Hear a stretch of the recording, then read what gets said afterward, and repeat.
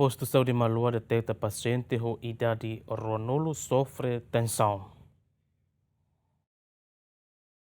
Verônica Barreto Hanessan, doutora e posto saúde Maloha Teten, li husse screening ba atenção nebe pessoal saúde e posto Maloha Halao, detecta paciente balung ho idade Ronolo sofre uma tensão. Nune paciente nebe detecta tensão, doutor Sira recomenda que tratamento ba programa PEN. Ba moras tensão, ami henemos detecta moras hipertensão barak, ami hene halo screening ba hipertensão.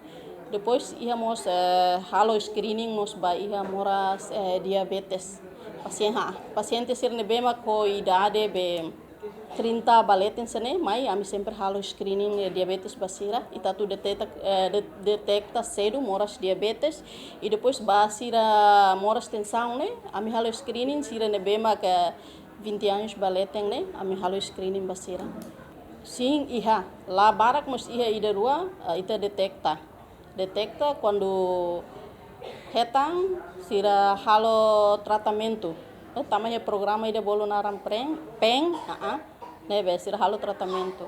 Além de moras tensão, posto saúde mos resisto moras ispa no diarreia, nebe maioria husila barek sira. Caso nebe mak as, ia posto saúde ida ne mak moras respiração agudo, ne mak ita bolo narang ira ka ispa.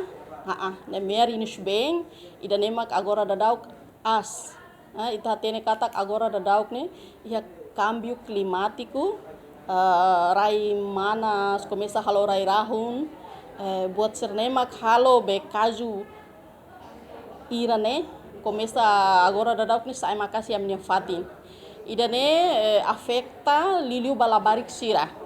Lá significa katak ema bot siramos la hetang moras idene ema bot siramos hetang moras idene hotu afecta liliu balabari kwan sira e hamne posto saúde. Dadau ne pessoal saúde sira continua halo sensibilização atu prevene moras ispa, li husi usa máscara, hadokan husi rairahu no cigarro suar. Além de ne atu prevene tensão, precisa consumo hahan nebe la contaminado, a menos massing, no mos precisa halo exercício. Dilma Suzeti, Apolinário Barros, GMN.